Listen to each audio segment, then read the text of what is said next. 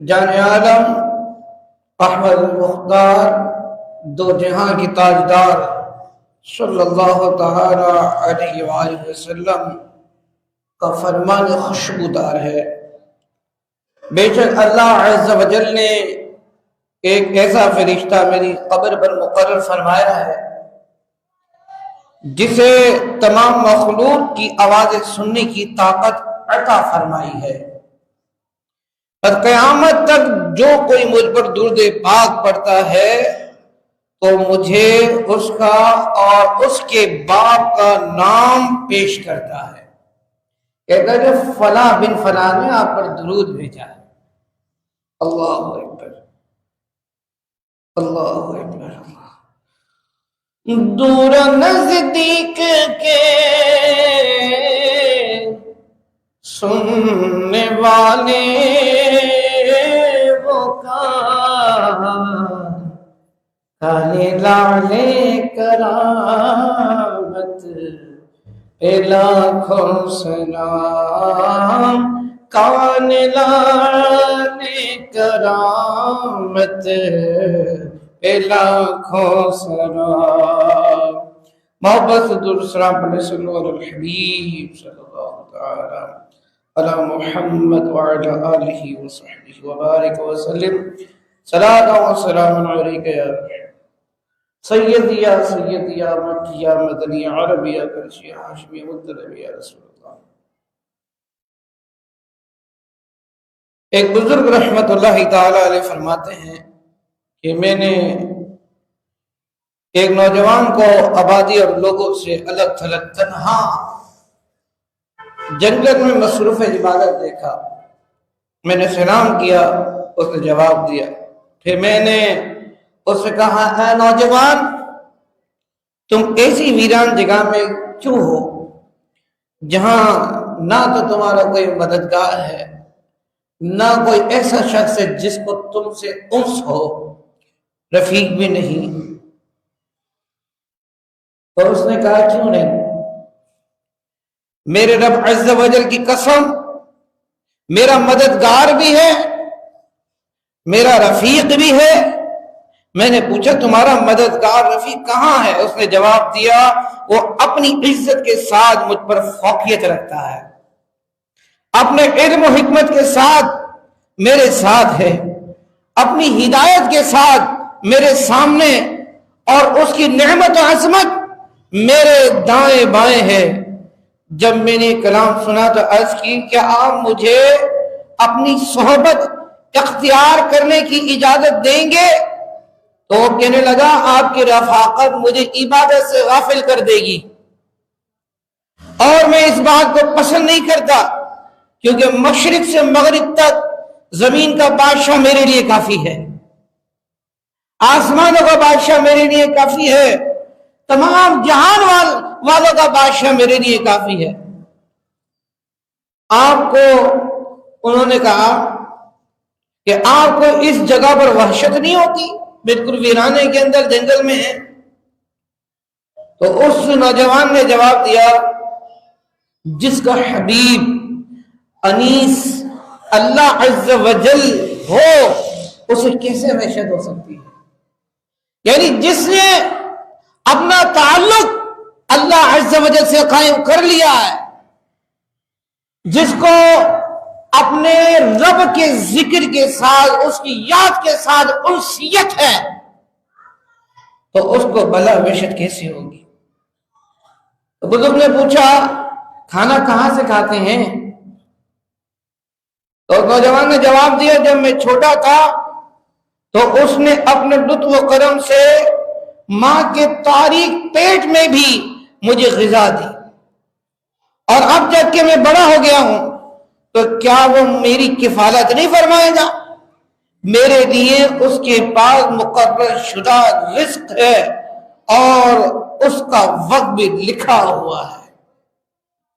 اللہ اکبر کبیرہ۔ وہ بزرگ کہتے ہیں کہ پھر میں نے اس سے دعا کی درخواست کی، تو اس نے مجھے یوں دعا دی، اللہ آپ کی آنکھوں کو اپنی نافرمانی سے محفوظ فرمائے، آپ کے دل کو اپنے خوف سے بھر دیں اور آپ کو ان لوگوں سے نہ بنائے جو اس کے غیر میں مشغول ہو کر عبادت سے غافل ہو جاتے ہیں۔ اس کے بعد جب وہ جانے کے لیے کھڑا ہوا تو میں نے اس کے قریب جا کر عرض کی، اے میرے بھائی پھر کب آپ سے ملاقات ہوگی؟ تو وہ مسکرا کر کہنے لگا، آج کے بعد دنیا میں تو آپ سے ملاقات نہ ہوگی، ہاں بروز قیامت جب سب لوگ جمع ہوں گے تو اگر آپ مجھ سے ملنا چاہیں تو دیدار الہی کرنے والوں میں مجھے تلاش کر لیجیے گا۔ اللہ اکبر۔ میں نے پوچھا آپ کو کیسے معلوم ہو گیا کہ آپ دیدار الہی کرنے والوں کے مقام پر ہوں گے؟ جواب دیا، اس کی عزت کی قسم اسی کے سبب سے معلوم ہوا، کیونکہ میں نے اپنی آنکھ کو حرام کردہ چیزوں سے اور اپنے نفس کو خواہشات کے حصول سے باز رکھا، تاریک راتوں میں اس کی عبادت کے لیے تنہائی اختیار کی۔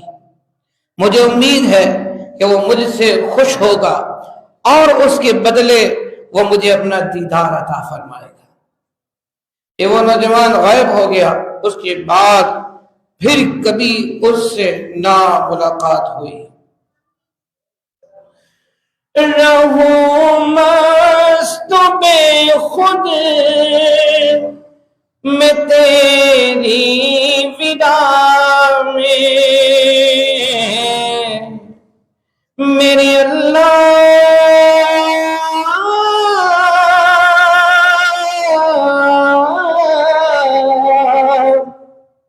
رہوں مست بے خود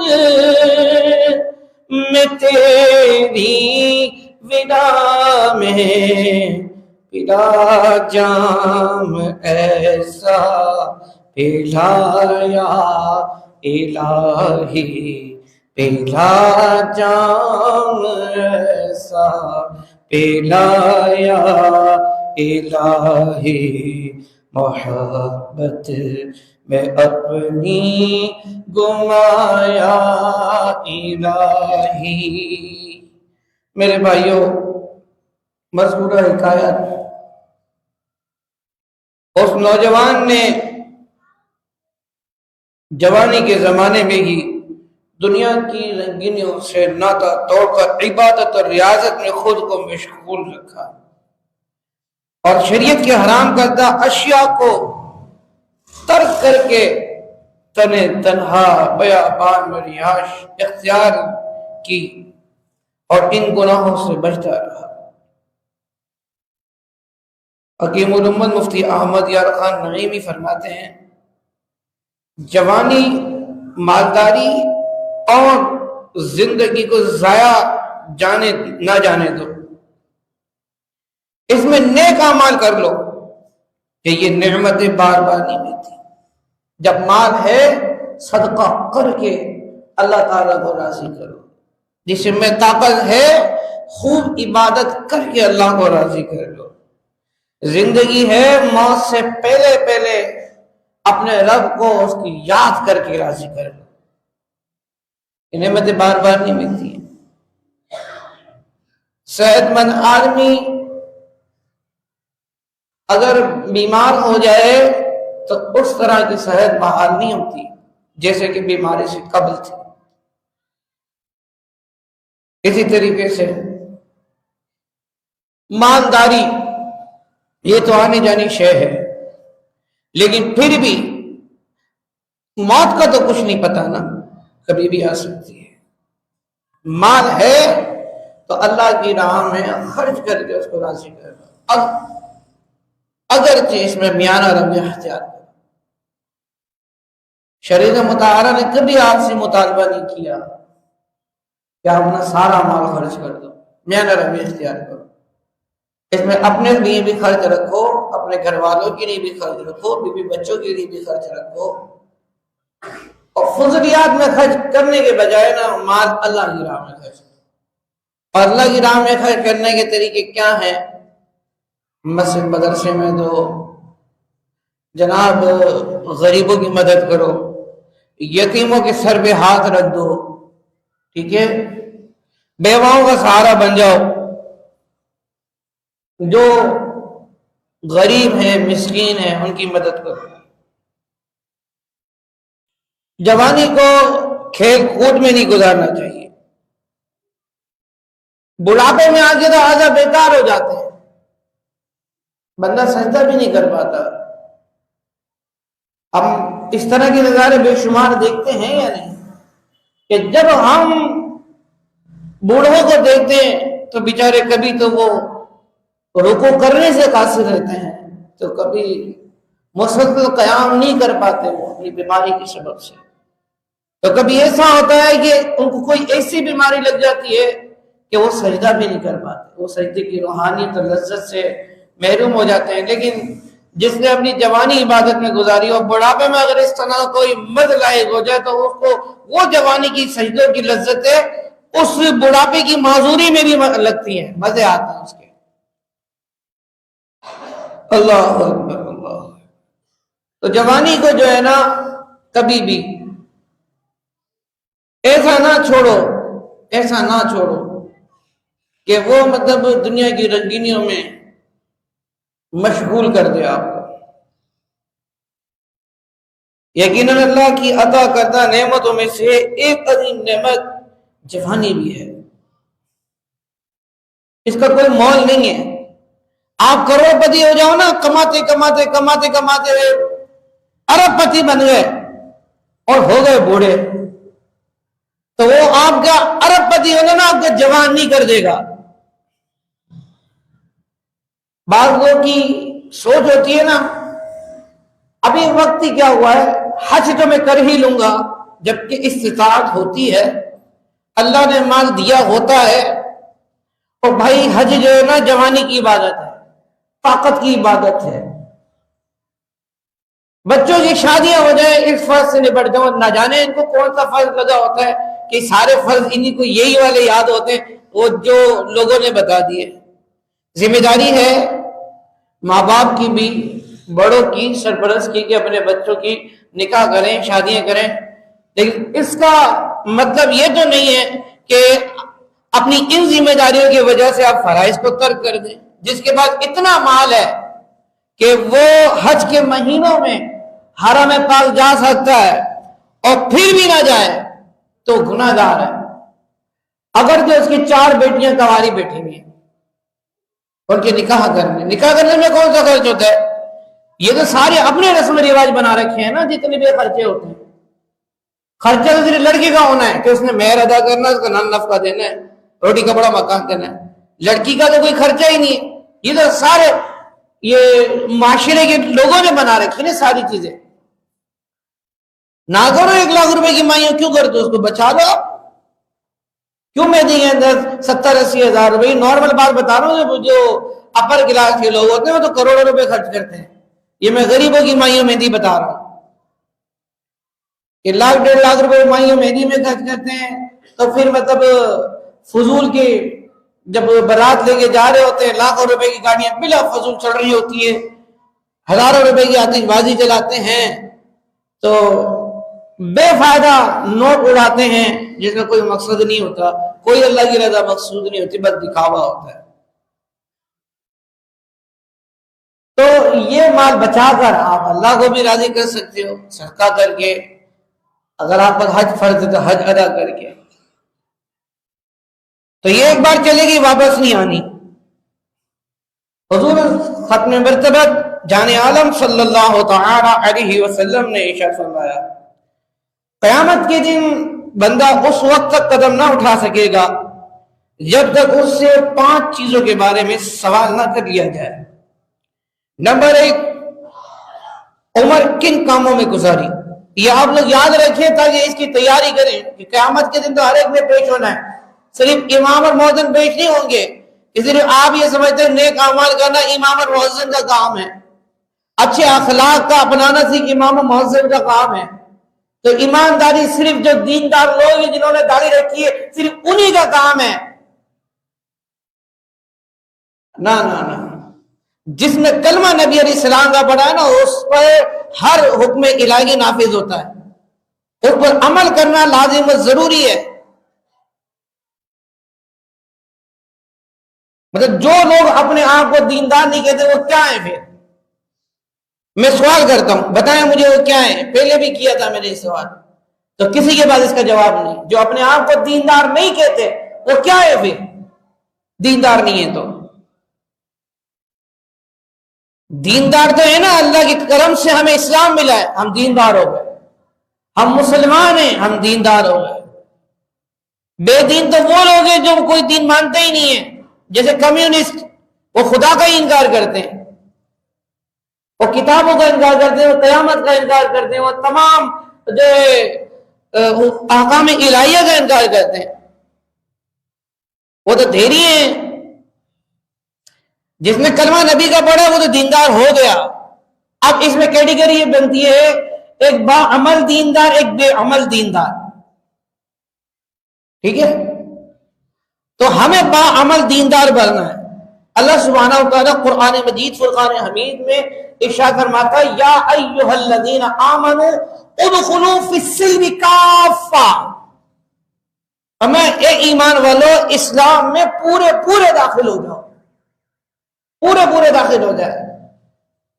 کلمہ پڑھنا ہی صرف اسلام نہیں ہے، کلمے کا پڑھ کر اس کا اقرار زبان سے، اس کی تصدیق دل سے کرنے کے بعد وہ جو احکام الہیہ قرآن و حدیث میں وارد ہوئے ان پر عمل کرنا ایک مسلمان کی ذمہ داری ہے۔ ہم نے فرمایا اسلام میں پورے داخل ہو جاؤ، یعنی اسلام کے ہر حکم پر عمل کرو۔ وَلَا تَتَّبِعُوا خُطُوَاتِ الشَّيْطَانِ، شیطان کے قدموں پر نہ چلو، یعنی جو اسلام سے ہٹ کر چل رہا ہے، جو اسلام سے ہٹ کر چل رہا ہے وہ گویا شیطان کے قدموں پہ چل رہا ہے۔ اب مجھے بتائیے شیطان کا رستہ کہاں لے کے جائے گا؟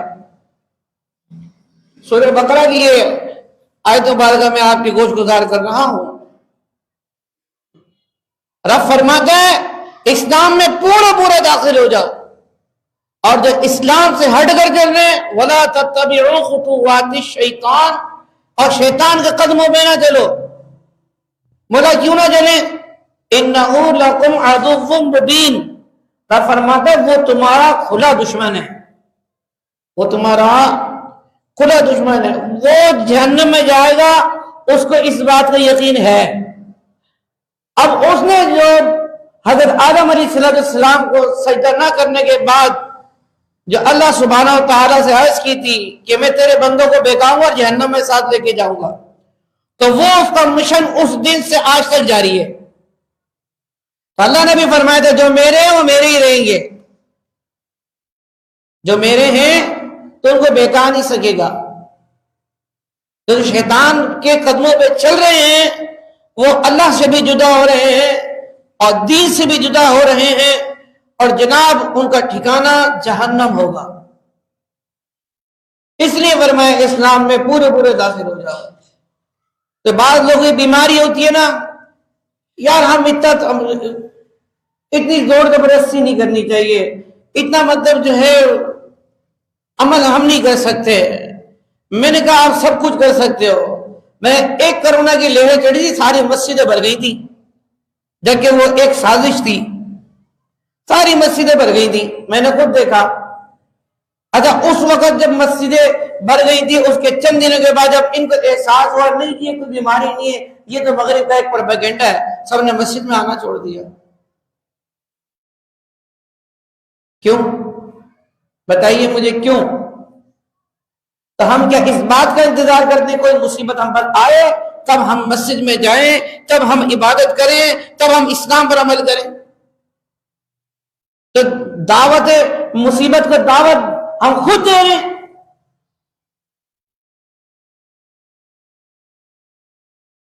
تو اس لیے اللہ نے یہ جو زندگی دی ہے نا، اس لیے نہیں دی، اس لیے نہیں دی کہ آپ اس میں غیر اسلامی طور طریقے سے زندگی گزاریں، بلکہ اللہ نے فرمایا ہے لَقَدْ كَانَ لَكُمْ فِي رَسُولِ اللَّهِ أُسْوَةٌ حَسَنَةٌ، تو بے شک تمہارے لیے رسول اللہ صلی اللہ تعالی علیہ وسلم کی زندگی میں بہتری ہے۔ رسول اللہ صلی اللہ علیہ وسلم کی زندگی کے مطابق عمل کرنے میں بہتری ہے. حضور کی زندگی کے مطابق عمل کرو، حضور کی جو تعلیمات ہیں اس کے مطابق عمل کرو، اس میں بہتری ہے تمہارے لیے. ورنہ اگر تم اڑے رہے تو قیامت کے دن اللہ مجرمون وامتازوا اليوم ایھا المجرمون، اے مجرموں پھٹ جاؤ، جدا جدا ہو جاؤ.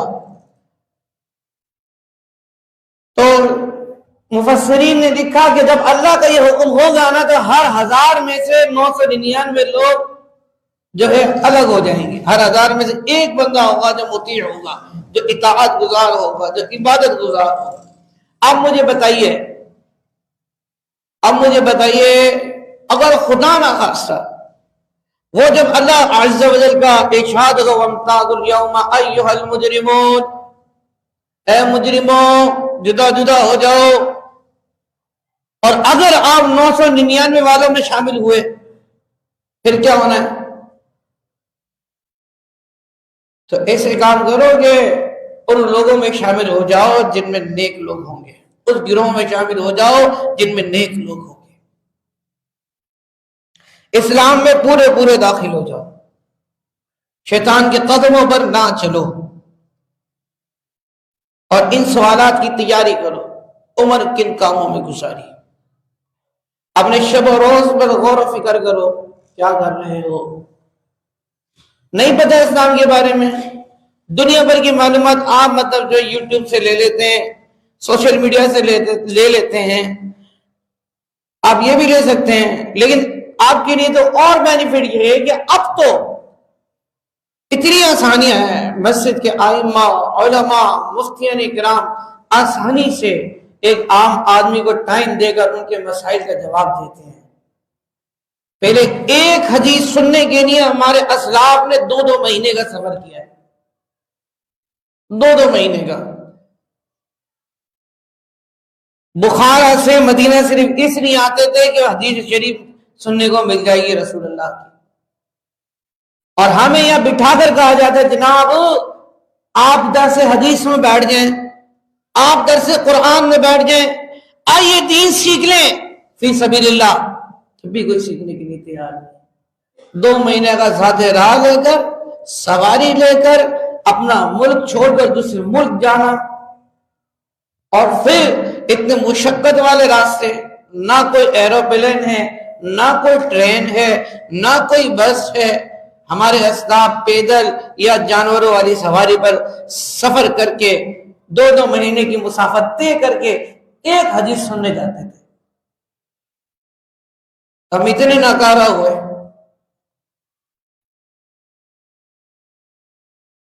خواہشات ساری وہی ہیں ہمارے دلوں میں جو شیطانی رسے پر لے کر جاتی ہے. کبھی ہمارے دل کے اندر یہ احساس پیدا نہیں ہوتا کہ اپنے رب کو بھی راضی کریں، اپنے رب سے تعلق مضبوط ہو جائے، ہم اپنے رب عز و جل کے مقبول بندے بن جائیں. کیوں نہیں ہوتا؟ کیوں کوشش نہیں کرتے؟ کیا آپ کو اس بات کا یقین نہیں ہے کہ وہ قدرت والا مالک میرا مولا آپ کو جزا نہیں دے گا؟ یقیناً دے گا. اس سے بڑھ کر ہے کون جو جزا دے؟ تو اس لیے میرے بھائیوں اللہ تعالیٰ کو راضی کرنے والے کام کریں. حضور نے فرمایا کہ تم سے 5 سوال ہوں گے ضرور. مقدمہ تو چلنا ہے کسی پہ بروز قیامت. تو پہلا سوال یہ ہوگا عمر کن کاموں میں گزاری؟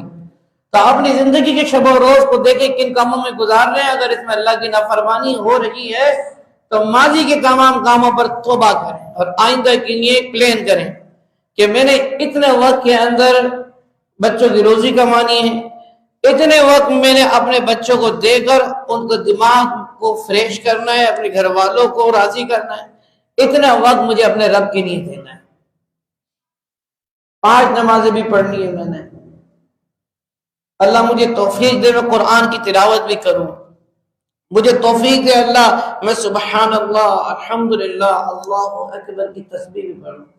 مجھے توفیق دے اللہ تعالیٰ، اللہ مجھ پر اتنا احسان کرے کہ جن کے صدقے سے اتنے احسانات ہو رہے ہیں ان پیارے آقا صلی اللہ تعالی علیہ وسلم پر درود و سلام پڑھو.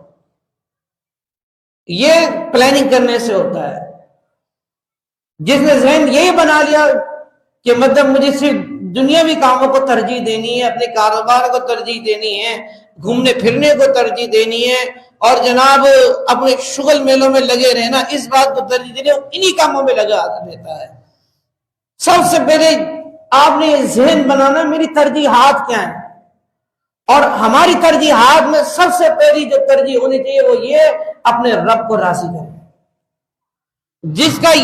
جس کی ترجیحات میں اپنے رب کو راضی کرنا ہوگا وہ انشاءاللہ تبارک و تعالی عملی اعتبار سے بھی مضبوط ہوگا، کل قیامت کی رسوائی سے بھی بچ جائے گا.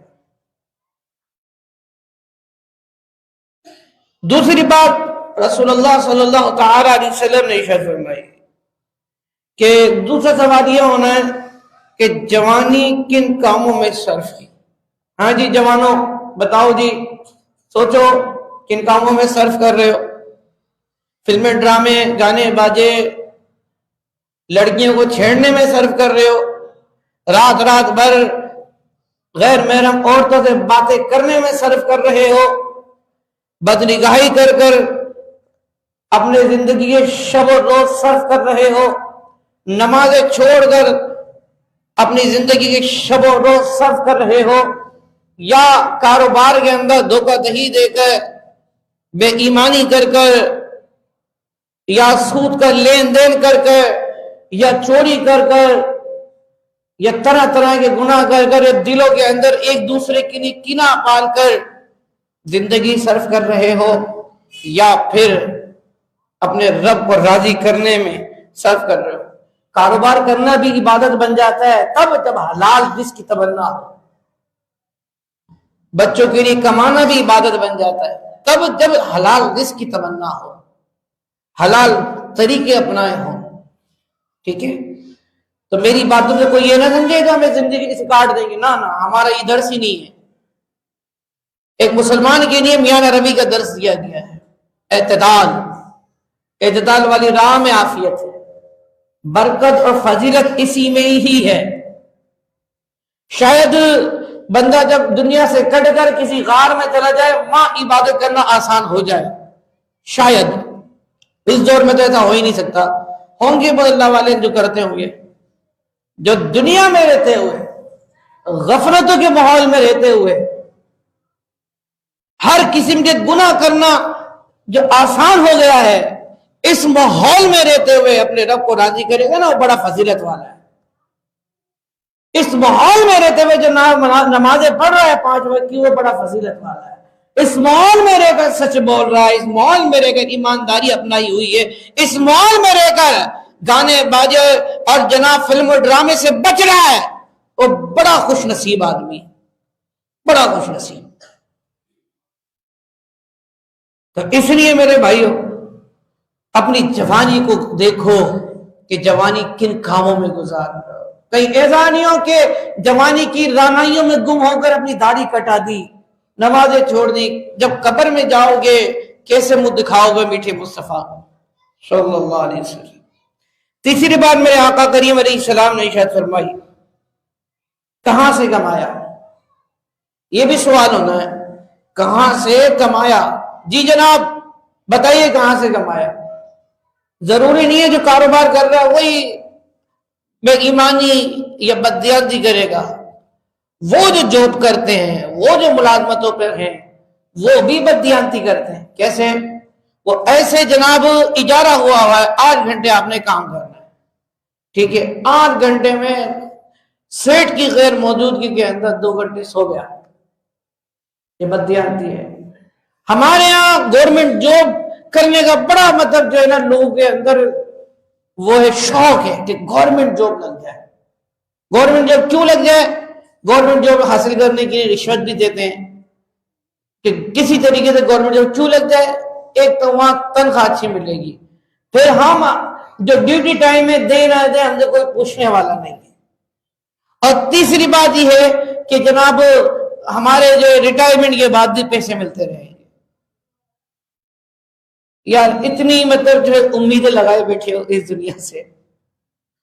4 لاکھ روپے خرچ کر کے جو گورنمنٹ جاب لے رہے نا، میں بولتا ہوں اس سے بڑا بیوقوفی کوئی نہیں۔ 4 لاکھ روپے میں تو کاروبار کر، یہاں پر میرے بھائی تجارت کر، اللہ تعالیٰ نے وہ برکت دینی ہے، تیری سوچ میں بھی نہیں ہے، بشرطی یہ ہے کہ ایمانداری ہو، بھروسہ اپنے رب پر ہو۔ 4 لاکھ میں تو کاروبار کر یہاں پر۔ اور پھر ہمارے شہر کراچی کے اندر میں تو اندر کہاں سے لوگ آئے ہوئے کاروبار کرنے کے لیے، کروڑوں پتی بن گئے، ارب پتی بن گئے، کون سی ان کی گورنمنٹ جابیں ہیں؟ بات صرف اتنی، تدبیر، ایمانداری، بھروسہ اپنے رب پر، بغیر تدبیر کے نہیں کرنا چاہیے کوئی کام۔ جس چیز میں تجربہ نہیں ہے اس کام میں آڑ نہیں ڈالنا چاہیے، سیکھ لینا چاہیے، سیکھنے کی کوئی بندش ہے ہی نہیں۔ اپنا کاروبار کریں، جن لوگوں کو خواہش ہے نا گورنمنٹ جاب کی، آج سے ہی ذہن بنا لیں، اپنا کام کریں، کاروبار کریں، کاروبار میں برکت ہے۔ جاب کرنے کا ذہن سے بھی نکال دیں، غلامی نہیں کرنی چاہیے، تھوڑا کرو اپنا کرو، اللہ تبارک و تعالیٰ اس میں بڑی برکت دے دے گا۔ جس نے یہ سوچ بنانی، جس نے اپنی سوچ کو ہی محدود کر لیا ہے، نہیں جی میں نے اسی طریقے سے زندگی گزارنی ہے کہ وہ تنخواہ آئے گی، اپنا گھر چلاؤں گا، پھر جب ریٹائر ہو جاؤں گا تو پھر بینکوں میں جا کر پینشن لوں گا، تو جس نے ذہن بنا لیا تو وہ ایسی زندگی گزارتا ہے۔ ٹھیک ہے، چوتھی بات، مال پہ، تیسری بات کیا، ہم نے کہاں سے کمایا؟ تو اس کی وضاحت یہ بھی سنتے چلیں کہ جناب کہاں سے کمایا، یعنی حلال ذریعوں سے کمانا ہے، حرام سے نہیں کمانا۔ حرام سے کمائیں گے تو وہ راستہ وہی والا ہے جو ہم نے بتایا، شیطانی راستہ۔ فرمایا کہاں خرچ کیا، کہاں خرچ کیا؟ اب کما تو لیا، اب اس کیٹیگری میں وہ بھی آگے جو کاروبار کرتے ہیں، وہ بھی آگے جو جاب کرتے ہیں، وہ بھی آگے جو مزدوری کرتے ہیں۔ جناب کما تو لیا، خرچ کہاں کیا؟ یہ بھی سوال ہونا ہے بروز قیامت، خرچ کہاں کیا؟ ہاں جی، فحش عورتوں پر لٹا کر خرچ کیا، طوائفوں پر لٹا کر خرچ کیا، شرابیں پی کر شراب پر خرچ کیا، بھائی کی شادی تھی، کزن کی شادی تھی، وہاں فضول خرچے کیے، یا ایسے کام کیے جس سے اللہ نے منع کیا ہے، تو ان سب کا جواب دینا ہے۔ کہاں خرچ کیا؟ جہاں خرچ کرنے کا ہے نا وہاں خرچ کریں، ماں باپ پہ خرچ کریں، بیوی بچوں پہ خرچ کریں، اپنی ذات پر خرچ کریں، ٹھیک ہے؟ اللہ آپ کو نصیب کرے، مکہ مدینہ جائیں وہاں خرچ کریں، حرم شریف جائیں وہاں خرچ کریں، ٹھیک ہے؟ آپ اپنی ذات پہ بھی جتنی حیثیت ہے اس کے مطابق آپ پہنیں، جتنی استطاعت ہے اس کے مطابق کھائیں، جتنی اللہ نے طاقت دی ہے اس کے مطابق سواری رکھیں، تکبر نہ کریں، غرور نہ کریں، کسی کو نیچا نہ دکھائیں، ٹھیک ہے؟ اللہ نے دیا ہے نا تو اس کے حکم کے مطابق خرچ کریں، حرام میں نہ خرچ کریں، تو کیونکہ اس کا بھی سوال ہونا ہے۔ پانچویں بات، حضور جان عالم صلی اللہ علیہ وسلم فرمایا کہ اپنے علم پر کہاں تک عمل کیا۔ یہ بات جب آتی ہے نا، وہ شاید لوگ یہ سمجھتے ہیں کہ صرف اور صرف یہ بات عالموں سے پوچھی جائے گی، یہ بات عالموں سے پوچھی جائے گی۔ تو مجھے بتائیے ذرا، نماز فرض ہے، آپ میں سے کوئی ایسا ہے جس کو نہیں معلوم ہو یہ کہ 5 نمازیں فرض ہے؟ آپ کو نہیں معلوم کہ اللہ سبحانہ و تعالیٰ نے اس قرآن کے اندر ہمیں ہمارے ہر مسئلے کی رہنمائی فرمائی ہے؟ پیارے حبیب صلی اللہ تعالی علیہ وسلم نے ہر معاملے میں ہماری تربیت فرمائی ہے۔ جب یہ بات معلوم ہے تو کوئی بھی کام کرنے سے پہلے قرآن و حدیث کو ملحوظ خاص کیوں نہیں رکھتے؟ اپنے علم کے مطابق عمل کیوں نہیں کرتے؟ پتہ ہے کہ جھوٹ بولنا گناہ کا کام ہے، تو پھر 2 پیسے زیادہ آ جائیں اس کے لیے جھوٹ کیوں بولتے ہیں؟ فوراً سے بولتے ہیں کہ بھائی جھوٹ کے بغیر کوئی کام ہو ہی نہیں سکتا۔ یہ آپ کی سوچ ہے، یہ آپ کی سوچ ہے۔ لاکھوں کروڑوں لوگ ہیں آج بھی سچائی میں رہتے ہوئے کام کر رہے ہیں، اللہ ان کے کاموں میں برکت دے رہے ہیں، سچائی پر رہتے ہوئے عزتیں پا رہے ہیں۔ آپ منافق بن جاؤ، ٹھیک ہے، آپ سمجھتے ہو کہ میری عزت ہو جائے گی، میری بات بن جائے گی، بات تو ممکن ہے یہاں پر کچھ تمہیں لگ رہا ہو میری بات بن گئی ہے، لیکن جب رب کے حضور حاضر ہوگے، جب اللہ کی بارگاہ میں حاضر ہوگے، تو آپ کا یہ منافقانہ عمل آپ کو لے ڈوبے گا۔ آج دور اتنا فاسٹ ہے، علم حاصل کرنا بڑا آسان ہو گیا ہے، ہر چیز کی معلومات ہمیں اویلیبل ہے۔ اگر ہمیں اویلیبل نہیں ہے تو ہمارے پاس ایسے لوگ ہیں جن سے ہم معلومات حاصل کر سکتے ہیں۔ ہمارے رب نے بھی کہا نا فَاسْأَلُوا أَهْلَ الذِّكْرِ إِن كُنتُمْ لَا تَعْلَمُونَ، اگر تم نہیں جانتے تو اہل علم سے پوچھ لیا کرو، اہل علم کے پاس جاؤ، اپنے مسائل ان سے حل کرواؤ۔ رب نے حکم دیا، ہمارے پاس یہ تعلیمات موجود ہیں، تو ہم مطلب جو ہے کیوں نہیں جانتے؟ نفس کی باتوں میں، نفس کی خواہشات میں ایسے ہم مستغرق ہیں، یہ نفس سے ہر بات ہم نفس کے مطابق کرتے ہیں، جو دل میں آتا ہے وہ کر دیا۔ یہ دل ہے کیسا یہ بھی تو دیکھیں۔ رضا جو دل کو بنانا تھا جلوہ گائے حبیب، جزاک اللہ، رضا جو دل کو بنانا تھا جلوہ گائے حبیب، تو پیارے قید خودی سے رہیدہ ہونا تھا، اپنی خواہشات کو چھوڑ دینا تھا۔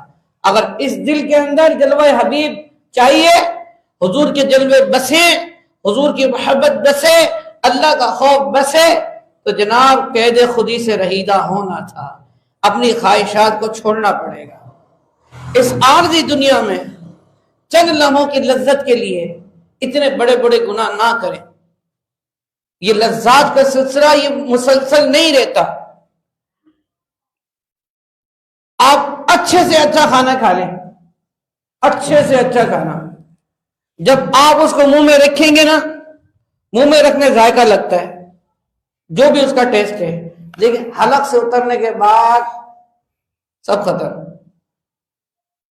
بتا دیں مجھے، دال اتار دیں تب بھی پیٹ بھرنا ہے، لذیذ کھانے اتار دیں تب بھی پیٹ بھرنا ہے۔ میں لذیذ کھانوں کی مخالفت نہیں کر رہا، یہ بات ذہن نشین کر لیجیے گا، سمجھانے کی نیاز کر رہا ہوں۔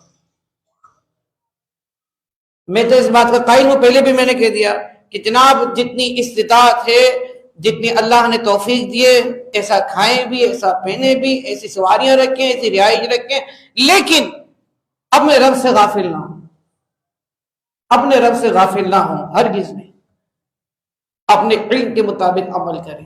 کل بروز قیامت آپ نے سب سوالوں کی مطلب جو ہے نا جوابات دینے۔ آج آپ کے بچوں کے اسکولوں میں پیپرز ہوتے ہیں، ان کی تیاری تو کرائی جاتی، لیکن یہ نہیں بتایا جاتا آئے گا کیا، لیکن پھر بھی بچے اتنے ڈر رہے ہوتے ہیں اور پوری رات کتابیں یاد کر کے لکھ کر لاتے ہیں، جبکہ وہاں کوئی اتنی خاص سزا ملنی بھی نہیں ہوتی، کیا کریں گے، فیل کر دیں گے، ٹھیک ہے نا، ایک سال ضائع ہو جائے گا، یہی ہونا نا۔ آپ کا جو امتحان ہے بروز قیامت جو رب کی حضور پیشی ہوگی، اس کا پیپر لیک ہے، میں نے سوالات بتا دیا آپ کو، آپ اس کی تیاری کریں، ٹھیک ہے۔ آپ اس کی تیاری، زندگی کن کاموں میں گزاری، جوانی کہاں خرچ کی، کیسے کمایا، کہاں خرچ کیا، اپنے علم پر کتنا عمل کیا، یہ 5 سوالات ہیں، آپ نے 5 سوالات کی تیاری کرنی ہے۔ کل بروز قیامت اپنے رب کے حضور کھڑے ہو کر آپ نے اس کے جواب دینے، ٹھیک ہے، اس کے جواب دینے، اور زندگی اس طرح گزارے کہ اپنے رب کے حضور رسوا نہ ہو۔ ہاں، اللہ تعالیٰ ہمیں بھی توفیق دے، آپ کو بھی توفیق دے، خاتمہ بالایمان ہو، ہم سب سے اللہ راضی ہو۔ اللہ تعالیٰ فلسطین کے مسلمانوں پر رحم فرمائے، عارضی جنگ بندی اللہ کرے مسلسل جنگ بند ہو جائے، اللہ ہمارے مسلمانوں کی مدد فرمائے، اور ظالم و جابر یہود کو اللہ تعالیٰ نے نابود فرمائے۔ کم و بیش 15,000 سے زیادہ شہادتیں ہو چکی ہیں وہاں پر، لیکن مجال ہے کہ 57 اسلامی ممالک کے حکمرانوں نے کوئی ایسا بیانیہ دیا ہو جس سے اسرائیل کی ٹانگیں کانپیں یا وہ رک جائے، معاہدہ بھی اس نے اس صورت میں کیا کہ ہمارے مجاہدین اس طرح لڑ رہے ہیں، اسرائیلی فوج کہتی ہے کہ ایسا لگتا ہے ہم جنات سے لڑ رہے ہیں، ایسے لڑے اور چند مٹھی بھر۔ کہتے ہیں کہ دنیا کا سب سے پاورفل دفاعی سسٹم جو ہے اسرائیل میں موجود ہے۔ میں نے کہا بیٹا کلمہ طیب پڑھ کر جب یہ وار کرتے ہیں نا تو دنیا کا سب سے پاورفل جو دفاعی سسٹم ہے وہ بھی بینڈ ہو جاتا ہے۔ ایمان کی طاقت ہونا ضروری ہے۔ سب سے زیادہ کہ اسرائیل نے اپنے دفاعی نظام پر خرچ کیا۔ آج دیکھیں حماس کے چند مجاہدین نے ان کو ناک و چنے چبوا دیے، وہ نہتے لوگوں کو مار رہے ہیں، نہتے لوگوں کو مار رہے ہیں، جن کے پاس نہ اسلحہ ہے نہ راکٹ ہے، وہ بیچارے اپنے گھروں میں بیٹھے ہیں، ہسپتالوں میں علاج کرا رہے ہیں۔ وہ ہسپتالوں میں بمباری کر رہا ہے اسرائیل اسکولوں میں بمباری کر رہا ہے، گھر میں رہنے والی عورت اور بچوں پہ بمباری کر رہا ہے۔ جو یہاں پر شہادتیں ہوئی ہیں فلسطینی مسلمانوں کی، ان میں آدھے سے زیادہ عورتیں اور بچے ہیں، آدھے سے زیادہ۔ یعنی جو فلسطین مجاہدین ہیں وہ اتنے بھاری ہیں سامنا بھی نہیں کر رہے ہیں، ان کے پاس ایمانی پاور ہے۔ اور دنیا کو وہ بتا رہے ہیں 57 اسلامی ممالک کے حکمرانوں کو، تم ایٹمی پاور ہو، تم بڑے پیسے والے ہو، تم بڑے بات والے ہو، تمہاری کوئی اوقات ہی نہیں ہے، تم تو مطلب بات بھی نہیں کر سکتے اسرائیل کے سامنے۔ دیکھو ہم چند اللہ تعالیٰ کے بندے اور رسول اللہ کے شیر ان کی آنکھوں میں آگ ڈال کر ان کو موت کی نیندیں بھی سلا رہے ہیں اور ان کا مقابلہ بھی کر رہے ہیں، اگرچہ شہادتیں ہو رہی ہیں، لیکن ان کے سامنے گھٹنے نہیں ٹیکے۔ تو یہ پیغام ہے تمام دنیا کے مسلمانوں کے لیے کہ جناب ایمان کی طاقت ہو، ایمان میں پختگی ہو تو بڑے سے بڑا طاقتور، بڑے سے بڑا ظالم، مسلمانوں کا دشمن وہ چند مجاہدین کے قدموں میں آ جاتا ہے۔ ٹھیک ہے، تو اس لیے اپنے ایمان کو پختہ کریں۔ آج اسرائیل کے ساتھ ہو رہا ہے، کل ہمارے ساتھ بھی واقعہ پیش ہو سکتا ہے۔ ایک آج ہمارے ایمان اتنے مضبوط ہوں کہ ہم بھی ان کی طرح لڑنے والے بن جائیں۔ ہم یہاں پر بیٹھ کر بات تو کر رہے ہیں، یہ بھی اللہ تبارک و تعالیٰ کی توفیق ہے۔ ایک کاش ہمیں بھی موقع ملے ہم اپنے ان بھائیوں کی مدد کریں، ان کے ساتھ مل کر لڑ کر مدد کریں، اللہ کرے ہمیں نصیب ہو۔ لیکن ہر شخص اپنے دل میں یہ بات بھی سوچے، میرے بھائی وہاں کٹ مر رہے ہوں اور میں آج بھی ان جو یہود و نصارہ ہیں ان کو فائدہ پہنچا رہا ہوں، وہ کیسے ان کی پروڈکٹ خرید کر، میں ان کی بنائی ہوئی چیزیں خرید کر ان کو فائدہ پہنچا رہا ہوں، تو یہ تو مناسب نہیں ہے۔ ٹھیک ہے، تو ان کی پروڈکٹ کا بائیکاٹ کریں، ان کی پروڈکٹ کا بائیکاٹ کریں۔ بائیکاٹ عوام نے کرنا ہے، بائیکاٹ کس نے کرنا ہے؟ استعمال جو کرتا ہے نا اس نے بائیکاٹ کرنا ہے۔ دکاندار رکھنا ہی چھوڑ دیں گے، دکاندار کی مجبوری ہے۔ اگر وہ مثال کے طور پر ایک دکاندار جس کا ایمانی جذبہ ہے وہ ساری پروڈکٹ نکال دیتا ہے، اس کی آدھی سے زیادہ دکان خالی ہو جاتی ہے، ٹھیک ہے، لیکن دوسرا بندہ کہ ہمارے یہاں لالچ بہت ہے۔ تو میرے خیال میں یہ بائیکاٹ کامیاب تب ہوگا جب عوام الناس ایریل سرف لیتے ہیں، لینا چھوڑ دیں، آپ پاکستانی سرف استعمال کریں، ایکسپریس کریں، بونس کریں، اور میری ان سے کوئی ڈیل نہیں، سرف والوں سے کوئی سا بھی کریں، کھلا سرف کریں، ٹھیک ہے، کھلا سرف کریں۔ آپ مطلب جو ہے ٹی مطلب استعمال کرنی ہے پاکستانی ٹی استعمال کریں کسی بھی کمپنی کی، ٹھیک ہے۔ آپ نے دودھ استعمال کرنا ہے، چھوڑ دیں ایوری ڈے، نیڈو چھوڑ دیں، لیکٹوجن چھوڑ دیں، ان سب سے یہودیوں کو فائدہ ہوتا ہے، چھوڑ دیں ان پروڈکٹ کو۔ آپ پاکستانی کھلا دیسی سو کا دودھ استعمال کر لیں، کھلا دودھ استعمال کر لیں۔ بچوں کو لیکٹوجن پلانے کی ہے تو ڈاکٹروں کی اجارہ داری ہوتی ہے، ورنہ بچوں کے لیے سب سے زیادہ مفید اس کی ماں کا دودھ، اس کے بعد بکری کا دودھ بہتر ہے، اور اس کے بعد گائے کا دودھ۔ بھینس کا دودھ نقصان دیتا ہے، بکری کا دودھ اور گائے کا دودھ سب میں بہترین بچے کے لیے اس کی ماں کا دودھ ہوتا ہے۔ یہ لیکٹوجن 1، لیکٹوجن 2، 3، 4 یہ جتنے بھی ہیں نا، یہ صرف بچے کو پھلاتے ہیں، اور جناب یہ صرف سوائے نقصان کے کچھ نہیں کرتے بچے کا، مطلب اس کو جو اتنا کمزور بنا دیتے ہیں، آئے دن وہ اسپتالوں میں بچہ جاتا رہتا ہے۔ میں نے خود اس بات کو مطلب دیکھا ہے کہ جو بچے ان دودھوں سے دور ہیں ان کو ڈاکٹر کے پاس زیادہ جانا نہیں پڑتا. ماں کا دودھ سب سے زیادہ صحت مند ہے بچوں کے لیے. 2 سال تک کی مدت ہے شریعت مطہرہ کے اندر. 2 سال تک اپنے بچے کو ماں کا دودھ پلوائیں. اگر ایسا لگتا ہے ماں کو بولتے ماں کمزور ہے تو ماں کی غذا بڑھا دیں, اس کو ایسی غذا کھلائیں کہ اس کی بھی نشو نما ہو, دیسی غذا استعمال کریں. ہمارے بچوں کو چاکلیٹ, دن بھر میں بچہ جو ہے نا 100 150 200 کی چیزیں کھا جاتا ہے یہودی پروڈکٹ. یہ خود نہیں کھاتے چاکلیٹ ہے, یہ اپنے بچوں کو بادام کھلاتے ہیں, اپنے بچوں کو میوے جات کھلاتے ہیں. آپ بھی وہی کھلائیں. بس 100 200 میں تو اچھا ماں باپ بن جائے گا, بچے کو دن میں 3 4 مرتبہ دے دو گے. کیوں اپنے بچوں کو یہ چاکلیٹیں اور ٹافیاں اور یہ پاپڑ, یہ لیس, یہ فلانا جمکانا یہ کھلانا چھوڑ دیں. یہودی جو بنانے والے نا اپنے ایک بچے کو بھی نہیں کھلاتے, ورنہ نیٹ پہ سرچ کر لو. یہ لوگ اپنے بچوں کو بادام کھلائیں گے, دودھ پلائیں گے, میوے جات کھلائیں گے, دیسی گھی کا استعمال ان کے اور ساری پروڈکٹ ہماری ہے دیسی چیزیں استعمال کرنا. یہ بناتے ضرور ہے لیکن کھاتے ہمیں خود نہیں کھاتے. یہ لوگ جتنے بھی باہر ملک کی چاکلیٹیں یہ خود نہیں کھاتے, بولتے تم کھاؤ مسلمانوں کے لیے. زہر بھی ہے, بم بھی ہے, اور جناب ذہنی ذہن کے اندر بھی زہر گھول رہے ہیں, جسم کے اندر بھی زہر گھول رہے ہیں, اور جناب اوپر سے بم بھی مار رہے ہیں. بتائیں, چاروں طرح سے مسلمانوں کو مار رہے ہیں, لیکن یہ مسلمان بیدار ہی نہیں ہوتا. کیا کریں؟ اعلی حضرت فرمان گئے سونا جنگل رات اندھیری چھائی بدلی کالی ہے, سونے والے جاگتے رہیو چوروں کی رکھوالی ہے. تو سمجھے کچھ اس بات کو. آپ کے بائیکاٹ سے بڑا اثر پڑے گا, ان کی معیشت ڈھے پائے گی, اور پھر جناب یہ جو میزائل آئے دن یہ فلسطین پہ مار رہے ہیں یہ کمی کر دیں گے. آپ بائیکاٹ کریں ان چیزوں کا, اپنی دیسی چیز استعمال کریں. اپنے بڑوں سے پوچھیں کس طرح انہوں نے مطلب دیسی چیز استعمال کر کے مضبوطی پائی ہے. آپ کے خرچے کم ہو جائیں گے, دیکھ لینا خرچے کم ہو جائیں گے, اور صحت بھی بڑھے گی انشاءاللہ. اللہ ہم سب کو توفیق دے. ہمارا کام ہے پیغام دینا, عمل کرنا نہ کرنا یہ آپ پر ڈیپینڈ کرتا ہے. ٹھیک ہے نا. اللہ سے دعا کرتے ہیں اللہ تعالی ہم سب کو عمل کرنے کی توفیق عطا فرمائے. آمین بجاہ النبی الامین صلی اللہ تعالی علیہ وآلہ وسلم.